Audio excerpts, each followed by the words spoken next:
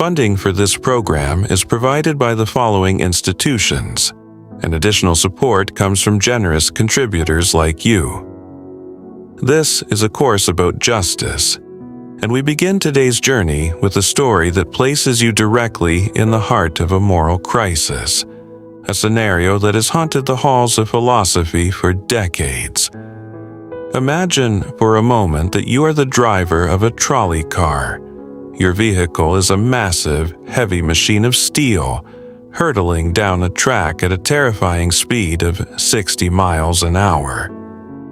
As you look ahead, the wind whipping past you, you notice a group of 5 workers standing on the track, focused on their repairs, completely unaware of the looming disaster. You reach for the brakes, pulling them with all your strength, expecting to hear the screech of metal, but there is only silence. The brakes are dead. Your brakes do not work. You feel a cold wave of desperation wash over you because you know with absolute certainty that if you crash into these 5 workers, they will all perish in an instant. You see their faces, you see their tools, and you know their lives are seconds away from ending. You are helpless, a passenger in your own machine of destruction, until you notice something off to the right. There's a side track, a spur leading away from the main line. At the end of that side track, there is only one worker performing maintenance. Your steering wheel, unlike your brakes, still functions perfectly. You realize that you have a choice, a weight that is almost too heavy to bear. You can turn the trolley car onto the side track, taking the life of that one lone worker, but sparing the lives of the 5 on the main track. Here is our first fundamental question for the day, the kind of question that forces us to look inward. What is the right thing to do? Put yourself in that driver's seat. Feel the vibration of the floor beneath your feet and the cold steel of the wheel in your hands. What would you do in that split second of decision? Let's take a poll right now to see where our collective American conscience lies. How many of you would choose to turn the trolley car onto the side track, sacrificing 1 to save 5? Raise your hands high so everyone can see. Now, look around the room at your peers. How many would refuse to turn, staying on the original path and allowing the machine to take its course? Keep your hands up if you would go straight ahead.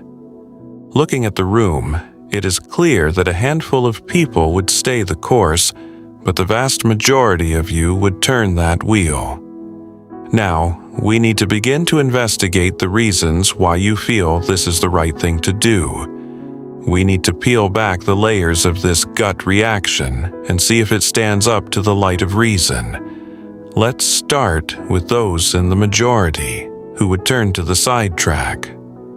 Why would you do it? What is the logic behind your choice? Who is willing to stand up and volunteer a reason for their decision? A student stands up and says that it simply cannot be right to kill 5 people when you have the option to kill only 1 person instead.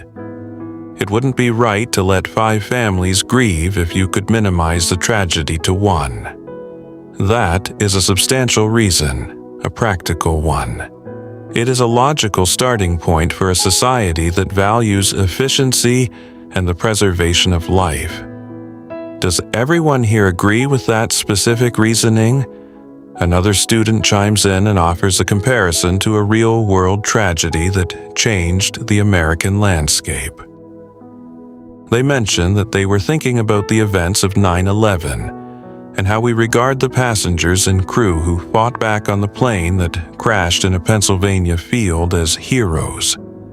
They are heroes because they chose to sacrifice the people on the plane rather than allowing the plane to be flown into a major building filled with thousands of people.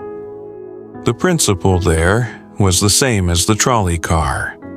A tragic circumstance where it is better to kill a few so that many more can live. Is that the reason most of you have? Is this the arithmetic of morality that guides your daily life? Now, let's hear from those in the minority. Let's hear from the people who would not turn that wheel, those who believe that the act of turning is itself a violation. Why would you stay on the path toward the 5? One student speaks up and suggests that the same type of mentality used to justify killing 1 for 5 is the mentality that justifies genocide and totalitarianism. It is the idea that you can wipe out one group or one person to save another type of race or a larger collective. To avoid the horrors of that kind of slippery slope, you would crash into the 5? The student answers, presumably, yes. That is a brave answer, an answer that prioritizes the sanctity of the individual over the numbers on a balance sheet, and I thank you for your honesty. Now, let's consider a second trolley car case and see if the majority still wants to stick to their principle that it is always better for 1 to die so that 5 should live. This second case is designed to test the limits of your previous logic. This time, the scenario has changed. You are not the driver of the trolley car. You are an onlooker, a bystander standing on a bridge overlooking the tracks. Down below, you see a trolley car careening down the tracks at high speed. At the end of the track are 5 workers. Once again, the brakes are broken and the car is about to plow into them. You feel entirely helpless as you watch the inevitable tragedy unfold from your high vantage point. However, standing right next to you on the bridge is a very fat man. He is leaning over the edge, watching the tracks. You realize that if you were to give him a shove, he would fall over the bridge and land directly on the track in the path of the trolley. He would die, certainly, but his massive bulk would stop the car and spare the 5 workers. Now, let's take another poll and think carefully before you answer. How many of you would push the fat man over the bridge? Raise your hand. Now, how many wouldn't? Look at the difference. Almost no one would push him. Most people wouldn't dream of it. They find the idea repulsive.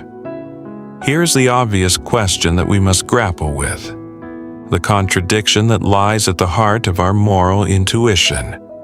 What became of the principle that it is better to save 5 lives even if it means sacrificing 1? What happened to the logic that almost everyone endorsed in the first case?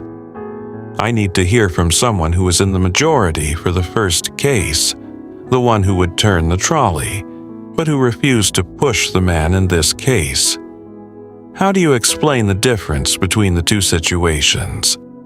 One student suggests that the second case involves an active choice of pushing a person down who otherwise would not have been involved in the situation at all. To choose on his behalf to involve him in a fatal accident he would have otherwise escaped feels different than the first case.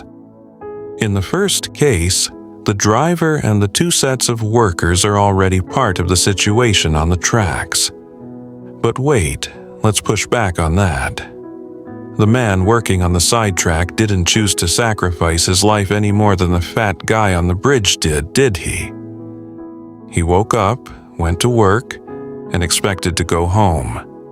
The student admits that is true, but insists that being on the tracks makes it different than being on the bridge. It is a hard distinction to make, a physical one rather than a mathematical one.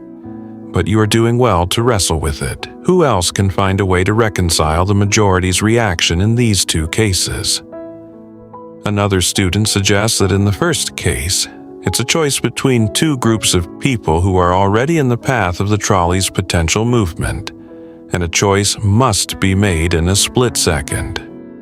The trolley car is a runaway thing, and people are going to die because of the trolley. not necessarily because of your direct, physical, hands-on action. Pushing the fat man is an actual act of murder. You have total control over that, whereas you may not have had control over the trolley car's mechanical failure. This feels like a slightly different situation, but is it? A reply comes from across the room, sparking a debate. Someone argues that this isn't a good enough reason because in both cases you have to choose who dies. Whether you turn a steering wheel or push a man, it is an act of conscious thought. Either way, you are making a deliberate choice that results in a death. The first student tries to clarify their feeling, saying it still just feels different to push someone with your own hands. There is something about the physical act of pushing that feels more like killing than steering a machine. I ask him, suppose you didn't have to push him with your hands. Suppose he was standing on a trap door that you could open by turning a steering wheel, just like in the first case. Would you turn it then? He pauses and says that for some reason, it still seems more wrong. Maybe if you accidentally leaned into the wheel, it would be different, but a deliberate act feels wrong in a way the first case didn't. This brings us to a third case to test our instincts even further, moving the conversation from the tracks to the hospital.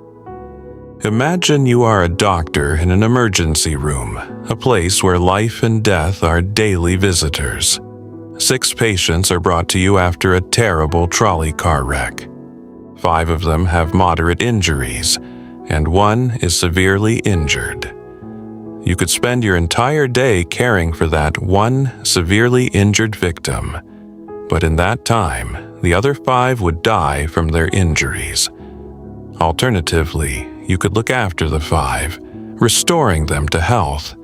But during that time, the one severely injured person would die. How many would save the 5 as the doctor? Almost everyone raises their hand. How many would save the 1? Very few. It's the same math we saw on the tracks. 5 lives versus 1. But now, consider a different medical case. You are a transplant surgeon. You have 5 patients, each in desperate need of an organ transplant to survive. 1 needs a heart, 1 a lung, 1 a kidney, 1 a liver, and the 5th a pancreas. You have no donors. You are watching them fade away. Then you remember that in the next room, there's a healthy guy who just came in for a routine checkup. He's taken a nap. You could go in very quietly, take his 5 organs, and save your 5 patients. He would die, of course, but 5 would live. Would anyone do it? Not a single hand goes up in the room. Someone in the balcony suggests taking the one of the 5 patients who dies first and using their organs to save the others. It is a clever, practical solution, but it avoids the deep philosophical point we are trying to uncover. Why do we value the life of the healthy man so much more than the lives of the 5? Let's step back and look at what has unfolded in this room. We have seen 2 distinct moral principles begin to emerge from our gut reactions. The first principle says that the right thing to do, the moral thing to do, depends entirely on the consequences of your action. If the end result is that 5 people live instead of 1, then that is the moral path. This is called consequentialist moral reasoning. It locates morality in the state of the world that results from your actions. It is a philosophy of outcomes. But then, we saw that people aren't always comfortable with that logic. When we talked about pushing the fat man or harvesting organs from a healthy patient, people turned toward the intrinsic quality of the act itself. They felt that some things are just categorically wrong, regardless of the consequences. This is categorical moral reasoning. It locates morality in certain absolute duties and rights, regardless of the outcome. It says that some lines simply cannot be crossed.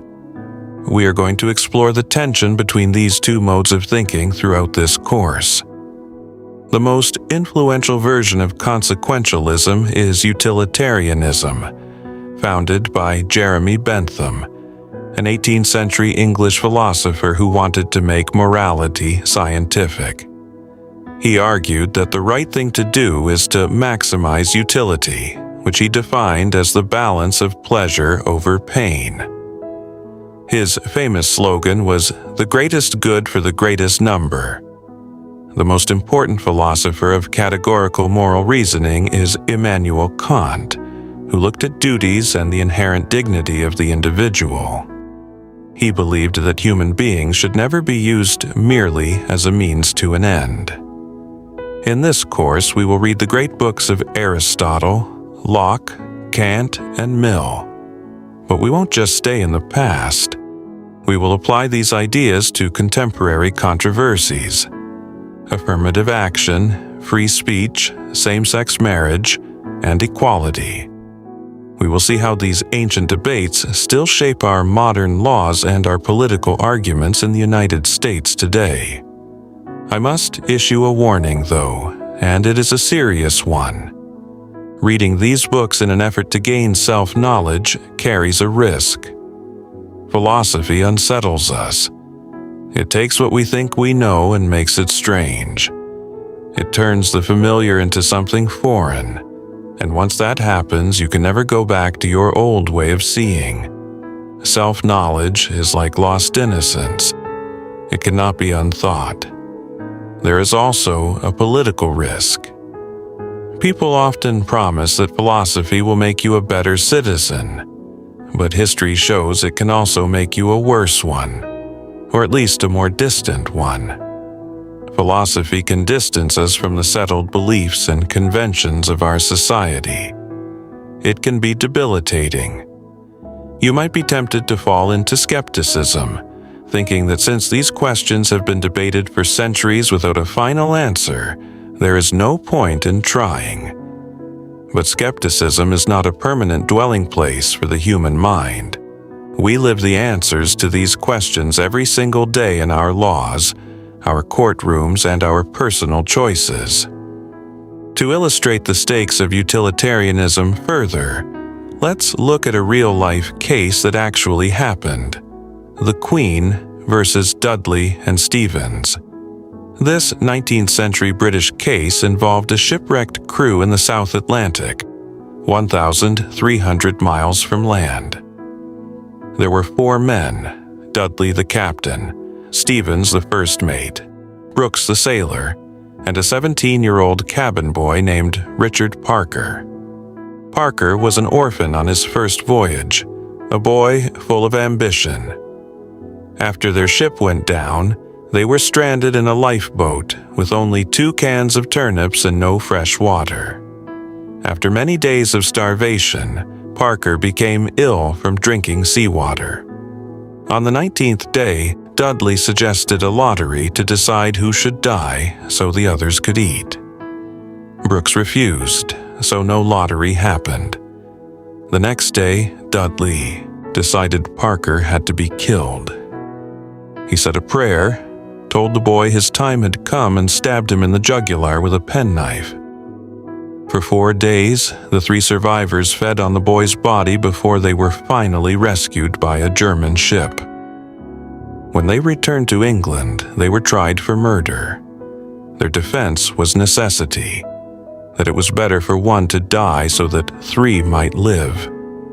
They were men of good character who acted out of a desperate need to return to their families. If you were the jury in an American court, would you find them guilty or not guilty? In our class poll, a majority voted guilty, but a significant minority voted not guilty. Those who defended them argued that in such a desperate situation, you have to do what is necessary to survive. They argued that the 3 men had families and dependents waiting for them, while the boy was an orphan. If you add up the happiness and suffering, the utilitarian calculation might favor the three. This is the heart of the Benthamite argument. Does the benefit to the many outweigh the suffering of the one? However, the prosecution and many of you raised powerful objections. Some said that no one has the power to take fate into their own hands, that some acts are inherently evil regardless of the circumstances. Others focused on the lack of consent. Would it have been okay if Parker had agreed to be sacrificed? Some think consent makes it morally permissible because it becomes a voluntary sacrifice rather than a murder. But others argue that even with consent, the act of killing and consuming a human being is still morally wrong. Then there's the question of the lottery. If they had all agreed to a fair procedure, would the outcome be just? This suggests that perhaps morality isn't just about the result, but about the process and how we treat one another as equals under a system of rules. If the process is fair, is the result automatically moral? These are the questions that lead us into the heart of political philosophy and the American legal system.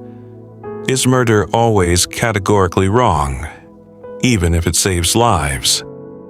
Do we have fundamental rights that cannot be overridden by the general welfare? Where do these rights come from? Nature, God, or social contract? Does a fair procedure or a contract of consent change the moral nature of an act? To answer these, we have to look deeper than our gut instincts.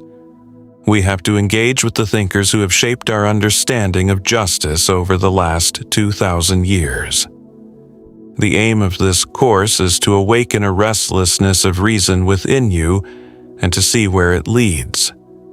We live in a world where we are constantly making these trade-offs, whether in healthcare policy, the rules of war, or economic systems.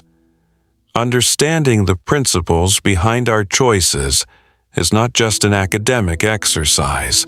It is a requirement for living a reflected, intentional life in a democracy.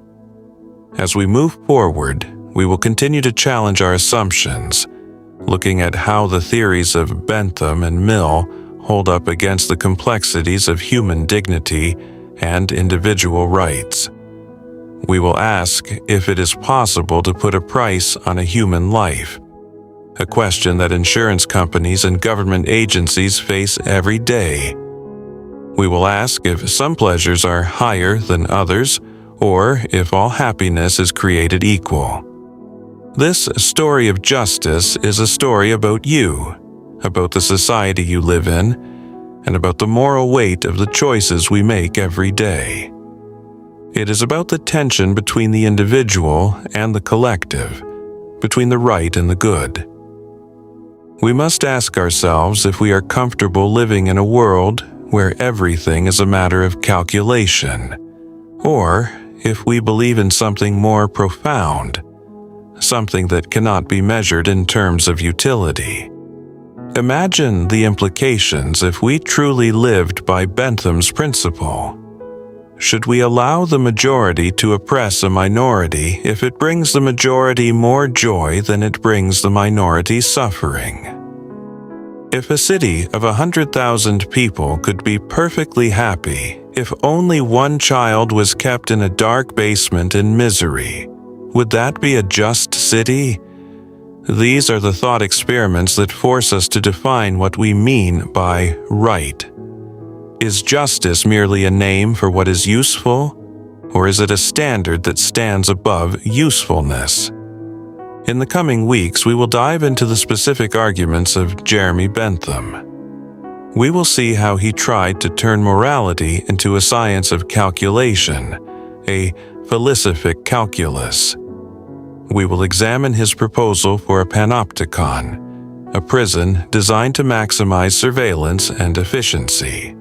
And we will see how his successor, John Stuart Mill, tried to save utilitarianism by making it more humane, by arguing for the protection of individual liberty. But Mill's attempt to bridge the gap between utility and rights raises its own questions. If we protect liberty because it is useful in the long run, are we really protecting it at all? Or should liberty be protected because it is a fundamental human right, independent of its consequences? This is where Immanuel Kant will enter our discussion. Kant will argue that morality has nothing to do with happiness. It has to do with the will and the motive. He will argue that an act is only moral if it is done out of a sense of duty, according to a principle that you would want to become a universal law. This is a much more demanding standard than Bentham's, and it will challenge us to think about our own motives. Why do we do the things we do? Is it for the sake of a good result, or is it because we believe the act itself is right? By the time we reach the end of this course, you may not have a simple answer to the trolley problem or the case of the shipwrecked crew. But you will have a much richer set of tools for thinking through these dilemmas. You will be able to see the hidden assumptions in political speeches, in legal rulings, and in your own moral judgments. You will understand that the restlessness of reason is not a burden, but a gift. It is what makes us human. It is what allows us to strive for a more just society, even when the path is not clear. So, I invite you to join me in this exploration. Be prepared to be challenged, to be unsettled, and to be provoked. Because in the end, the study of justice is not just about books and theories. It is about the kind of person you want to be and the kind of world you want to build. The American experiment itself is a testament to these philosophical struggles. The Declaration of Independence speaks of unalienable rights, a categorical claim if ever there was one. Yet, our public policy often relies on cost-benefit analysis, a purely utilitarian tool. We live in the tension between these two worlds every day. When we debate the death penalty, or the distribution of wealth, or the limits of state power, we are debating Bentham and Kant. We are debating whether the individual is an end in themselves or a part of a larger machine. We are debating whether justice is a fixed star or a moving target. And as we engage in these debates, we are participating in the longest-running conversation in human history.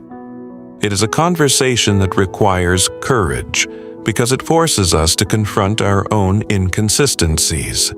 It requires humility because it shows us how much we still have to learn. And it requires a commitment to the truth, even when the truth is uncomfortable. So, as you leave here today, I want you to think about that trolley car. I want you to think about the driver, the onlooker, the doctor, and the surgeon. I want you to think about Richard Parker and the men who survived at his expense. Ask yourself where you stand, and more importantly, ask yourself why. What are the principles that you live by? Are they consistent? Can they withstand the pressure of a difficult case? The journey toward justice begins with these questions. It begins with the willingness to look at the world with fresh eyes and to ask not just what is happening, but what ought to happen. It is a journey that has no final destination, but it is the most important journey you will ever take. Because in the end, the quest for justice is the quest for a life well lived. It is the quest for a society that reflects our highest ideals rather than our lowest instincts. It is the quest to find out who we are and what we owe to one another. The story of justice is your story. It is the story of how we navigate the difficult choices of life and how we justify those choices to ourselves and to each other. It is a story that is still being written, and you are the authors. Every decision you make, every vote you cast, every argument you engage in, adds a new chapter to this story. So make it a story worth telling. Make it a story that reflects the best of what it means to be a human being. And let us begin that work today, right here in this room, as we set out to explore the many paths that lead toward justice. We will return to the case of the mignonette, and we will look at how the court actually ruled, and we will see how that ruling echoes down through the centuries into our own time. We will look at how the law tries to balance the demands of morality with the needs of a functioning society. And we will see that even the law is not a final answer, but a part of the ongoing conversation. Thank you for being part of this first step. Would you like me to delve deeper into the life of Jeremy Bentham and the specific historical context that led him to believe that a science of morality was possible?